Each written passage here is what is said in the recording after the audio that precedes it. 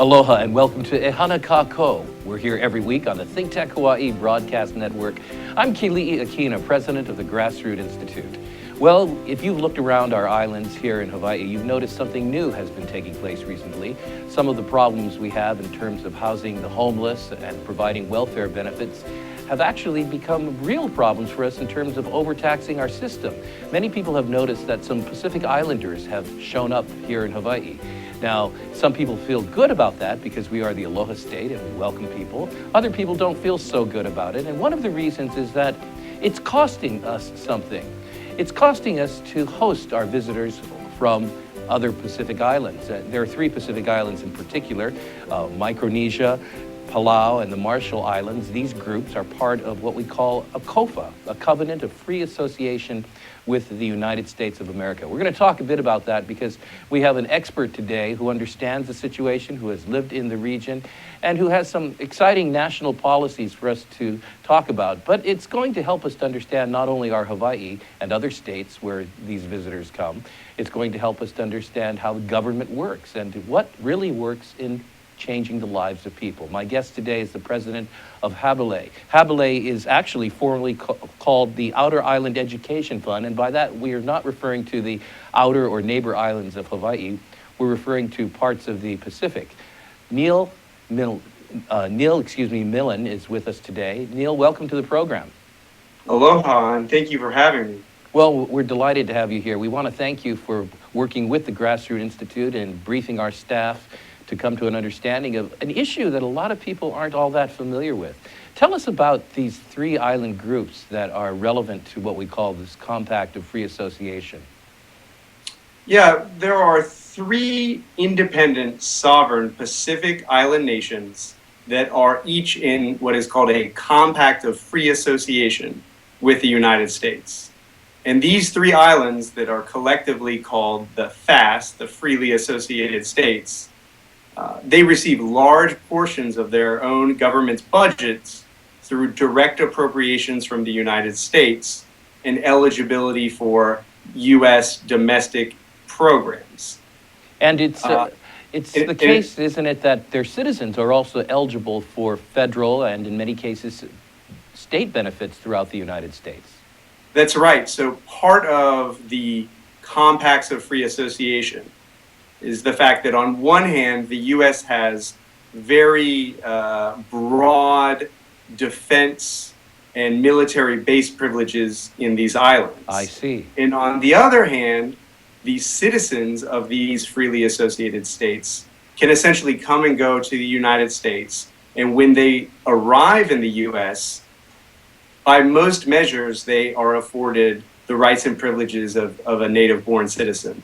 And it doesn't mean that they can vote or own firearms, but many of the access to domestic entitlement or support programs, the ability to work without a visa, they can come and go freely, if you will. And in point of fact, a very sizable percentage of the total population of these 3 countries has chosen to do exactly that, to migrate to either Guam, Hawaii, or the mainland U.S., as well as CNMI, the U.S. Commonwealth of Northern Marianas. Well, if we take a look at the history a bit of this region, we have Spanish galleons coming from the west, we've got the Germans, and then the Japanese. Well, why don't you pick up the history there and tell us a little bit about that so we understand why we're in this situation of COFA, or Covenant of Free Association. And also, I believe you've provided us a map. Yeah, and you can look at the map and you can see that there are these 3 freely associated states, the Republic of Palau, the Federated States of Micronesia, and the Republic of the Marshall Islands. And that term Micronesia is often used to cover the 3 nations because that is the region of the Pacific.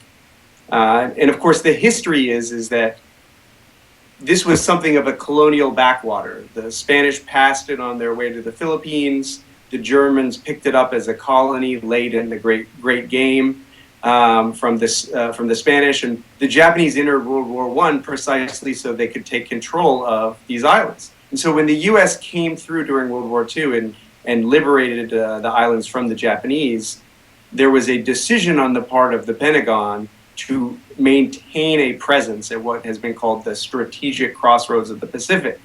And so these islands were run as a U.S. Trust territory through the blessing of the UN up until the early 80s, at which point they became independent sovereign nations. But the U.S. wanted to continue to exercise the regional influence and have a strategic forward presence. And so these independent sovereign nations entered into these very close agreements with the United States.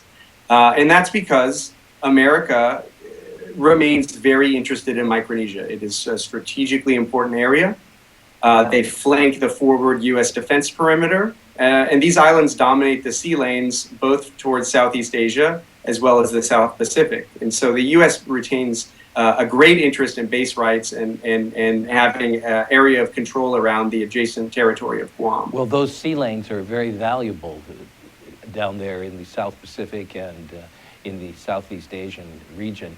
Now, what are the goals of the United States in terms of maintaining these COFA relationships? So starting with the initial Navy occupation and then through the trust territory period and on into the early 80s and the present, we've had the same goals, which speaks to the fact that perhaps they have not been pursued very effectively. Those goals are to secure the self-governance of the Republic of Palau, the Federated States of Micronesia, and the Republic of the Marshall Islands, and to assist these young countries in their own efforts to advance economic development and self-sufficiency. But the third and perhaps most telling goal goes back to our discussion just a moment ago, which is ensuring the national security rights for these parties. Now, by way of contrast, if we look over the same period of history at the United States' relationship with Japan, we see an evolution, a development of Japan itself in terms of becoming an industrial power. And that itself has changed the goals that the United States has in the region and the kind of relationship we have. But I gather from what you're saying, there hasn't been much evolution in the Federated States. In fact, tell us a little bit about the situation there today for the residents of those islands. Well, unfortunately, the freely associated states are largely dependent on government spending of foreign assistance. In fact, the majority of economic activity in these islands is public sector spending of foreign assistance. And it's important to realize that there have always been somewhat limited prospects for economic growth. And that has to do with isolation and scale and other things. But the fact is we have decades now of a limited ability to properly, efficiently allocate the resources that have been provided. And despite huge sums of aid and an enormous amount of effort and a giant infrastructure built to provide it, the Federated States and the Republic of the Marshall Islands in particular are striking that the per capita GDP is still, 3,000 to 3,500. And a comparative success is the third island group, Palau, which has a per capita GDP now of nearly $14,000. But that's just less than 1/3 of this larger area. The fact that the Marshalls and Micronesia still have a per capita income of or GDP at such a low level, despite these huge sums of money that have been poured in essentially since 1945, speaks to some combination of the structural challenges they face, but perhaps more significantly, and I think what we need to focus on is the failure to build a system of support and development that appreciates what those challenges really are and takes them head on. Now, Neil, in a sense, we're looking at a laboratory of what happens, and indeed what has happened, when you have huge sums of government funding and little interest in the development of industry or self-sufficiency over a long period of time. In fact, the amounts have been rather massive. Gathering from what you've said and some of the figures I've seen, we're really looking at an annual outlay that rivals some states, in fact surpasses some state budgets. Would that be right? That's right. You can look at the second slide I provided you, and that's a count of most, but not all, of the funds that are coming from U.S. executive agencies, cabinet agencies, that are going into those three nations, Palau, Marshalls, and Micronesia, and essentially funding their public sector operations as if they were a U.S. Locality. And so the numbers that I pulled from 2014, obviously a few years back, in excess of 230 million per year. Now, we've had the Department of Interior largely involved in the administration of these funds. Is there anything to the fact that the region that the DOI administers here is somewhat remote from the rest of the United States, accounting for perhaps some lack of accountability in the use of the funds? Well, I think so. You know, all discussion of Micronesia needs to begin with the fact, the hard facts of limited resource, staggering scale, yet simultaneously significant isolation. Now, that said, working within those concrete realities, we have implemented a sort of a top-down, one-size-fits-all, government-to-government model of development and aid. And that has just proven to be incredibly ineffective. And I think it ignores the third variable here, which are the cultural norms in the islands and the local response to U.S. policies. And the local response, one of which is, frankly, migration, moving away to U.S. states and territories that will provide individuals a better chance at their own healthcare, education, or economic opportunity. That's a rational response. And I think if you look at even some of the Micronesian government's responses to the top-down, one-size-fits-all government aid packages, I think that they have responded in sort of rational ways. They have recognized that the U.S. sort of is presenting a perpetual blank check. And when the U.S. has, in the form of Interior, has balked at things that they've done, they've figured that they can sort of wait it out or play the game. And I think that it's important to understand that those cultural norms, those local responses, are based in the fact that historically there was not always a strong sense of rule of law or private property or competitive individualism. But those are norms that we understand are necessary for the systems that we have attempted to provide them. That is to say, we have attempted to provide the Micronesians, the freely associated states, with representative democracy, free market capitalism, bureaucratic government. But we have sort of ignored the fact that in some ways, the values that effectively underlay those institutions are not necessarily there.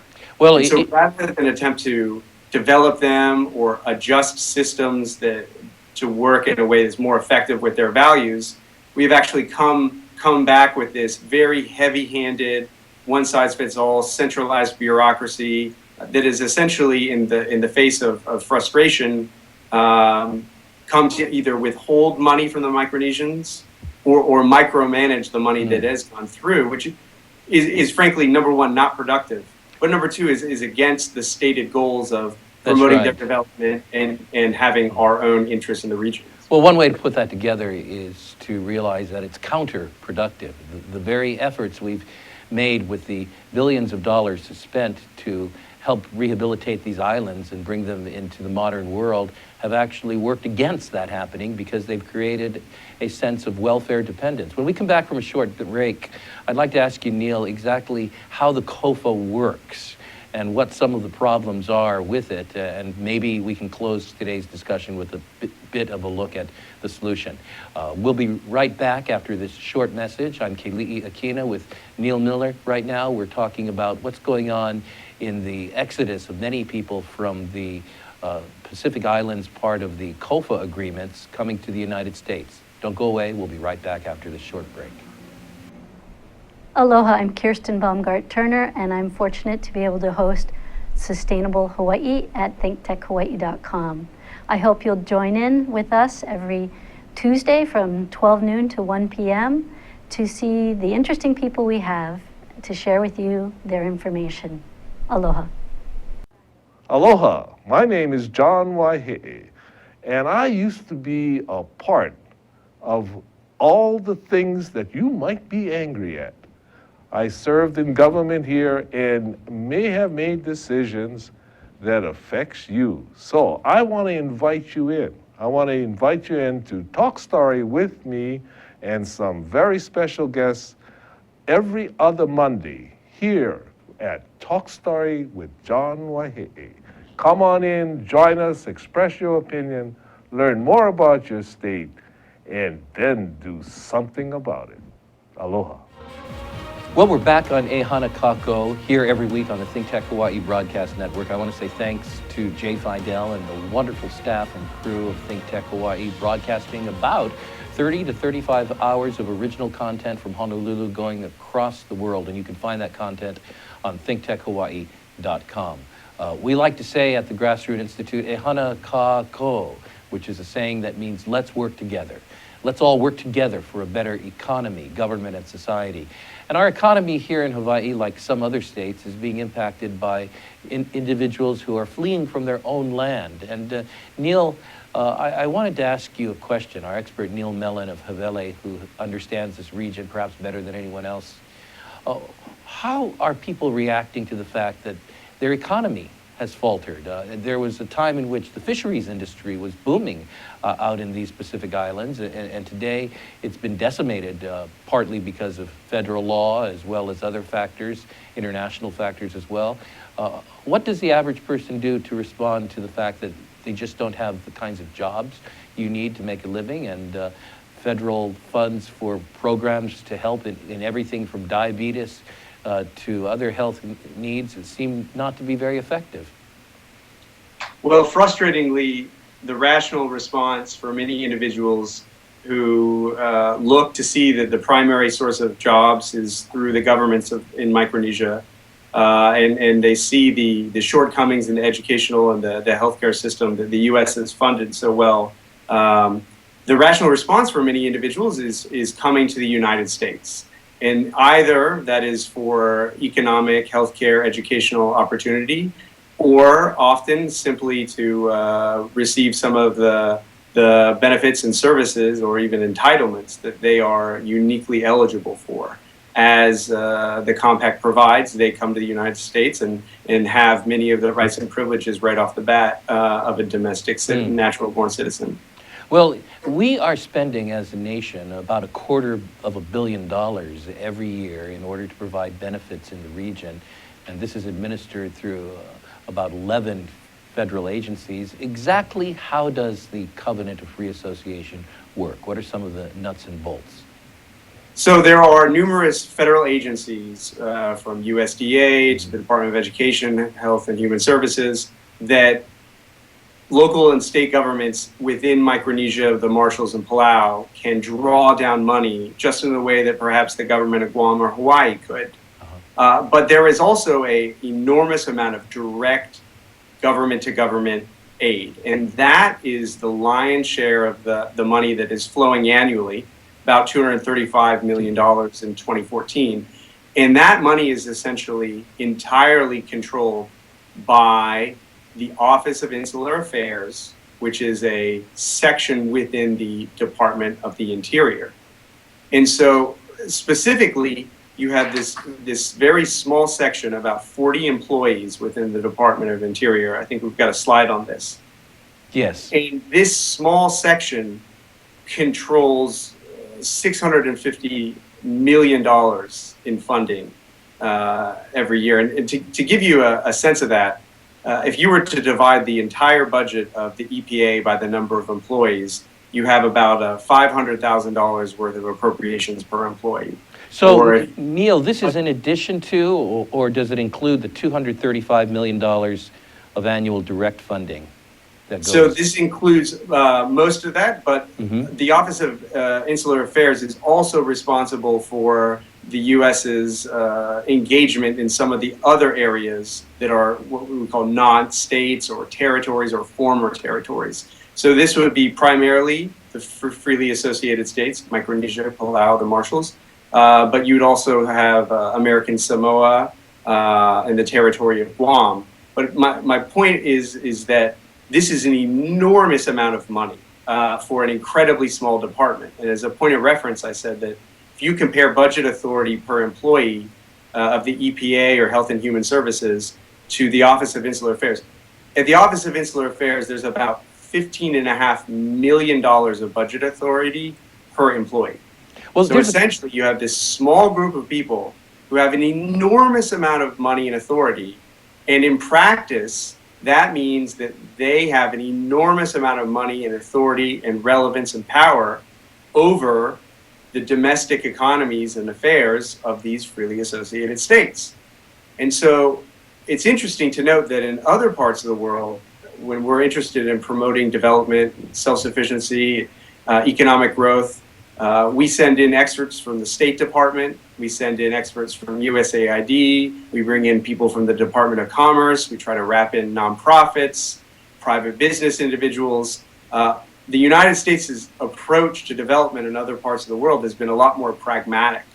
But here in Micronesia, in the freely associated states, it's a handful of officials at the Office of Insular Affairs who are led by a political appointee and who have this enormous amount of control. And decade after decade, we're hearing the same frustrating situation about the lack of economic development, the lack of viability, the enormous public sector, and frankly, what your audience is seeing, which is the collateral impact, the migration of Micronesians, Palauans, Marshallese, out of their home country, coming to United States territories because, and United States states, because they see that as perhaps their singular opportunity for improvement. Now, and so it really is a frustrating indicator of the lack of development and the challenges back in their home islands. There's an interesting connection here to Hawaii. You mentioned a political appointee is actually in charge of the Department of Insular Affairs for the Department of Interior, and that would be Esther Kia'aina, who is a local girl who has served in Washington, D.C. And is there any connection between this department and what takes place in the state of Hawaii beyond the actual costs that we are starting to incur due to the immigration of citizens from these regions? That's a great question. I will speak to the fact that the last individual holding that office was investigated at length by the Inspector General at the Department of Interior and found to have allocated resources that were intended for development in Micronesia to avenues that were perhaps a bit closer to home. And I certainly am not suggesting that that's the case under the present administration, but unfortunately there is a precedent, a pattern of a heavy amount of politicalization in the leadership at the Office of Insular Affairs, and that I feel significantly worsens the shortcomings, the challenges, the problems in the development and implementation of effective plans. Now, Neil, there's a term called compact impact. In other words, a phrase that refers to the fact that in addition to the costs we incur financially, spending over $600, maybe nearly $50 million a year from the federal government, individual states are impacted. For example, when Micronesians come to Hawaii, they are entitled to welfare services and other benefits. And recently, a federal representative came here and looked at our homeless tent cities and said that one of our tent cities was one of the largest in the nation, and our own local newspaper, the Honolulu Star-Advertiser, had done an informal survey and discovered that the largest growing portion of residents there were from Micronesia. So this represents part of the cost. What exactly is compact impact? And maybe you could talk to that in terms of what's happening in Hawaii.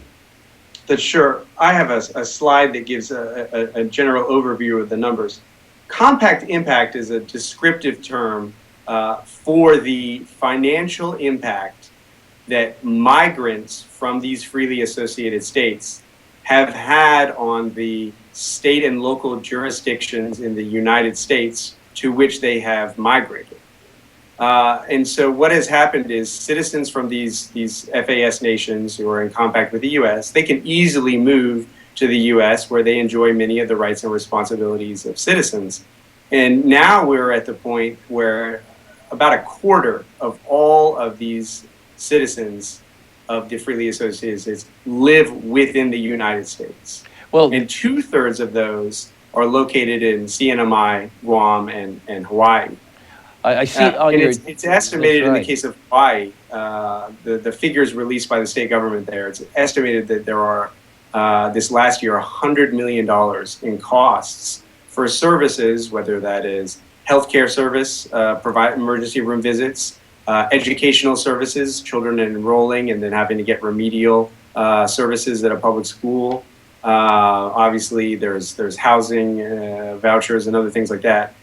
So that compact impact is the term for the cost to taxpayers in Guam, Hawaii, CNMI, and in the states, the mainland states, for the migrants who come and draw down or receive services. Before we remove that slide, if our tech person doesn't mind putting it back on for a moment, you can take a look that over the last 10 years from 2004, you look at that light blue bar, we have at least tripled the amount in the state of Hawaii that we're paying in terms of compact impact, and we're paying more than the other regions that are charted here. That's incredible. Now you can take the slide down again. Neil, we've only got a couple minutes left, and so let's just cut to the chase in terms of policy making here, and in the next just a few seconds, actually, really 30 seconds, what's the solution? What's the bottom line solution to this problem for the states as well as for the region affected? Well, I think we need smart, sustainable economic development within Micronesia. We need to be more innovative and use the money appropriately to pursue effective development programs. That means using competition, accountability, and incentives. We need to bring the private sector and the nonprofit sector to the table. We need to provide policy advice, just as the Grassroots Institute provides policy guidance for leaders in Hawaii. We need to provide limited government effective outcome policy advice to leadership in Micronesia, because very good. Only once the problems have been solved at home will you see fewer people needing to or choosing to migrate. We need to develop the opportunity in their home islands. And I think we also need to give accomplished migrants the means and motivation to return and themselves spearhead economic development and growth. Well, Neil, I thank you very much. I hope we can implement that. There's so much here that the public generally doesn't know. This has been a valuable program. Neil, thank you for being with us today. Thank you so much for having me. My guest today, Neil Mellen, has introduced us to the concept of compact of free association and the compact impact upon Hawaii and other places. What an incredible topic. It's worth further study. I hope that you'll visit us at the Grassroots Institute website, grassrootsinstitute.org, and be here next week, every Monday at 2 p.m. on the Think Tech Hawaii Broadcast Network for our weekly program called E Hana Kako. Let's work together. I'm Kili'i Akina. Until next time, aloha.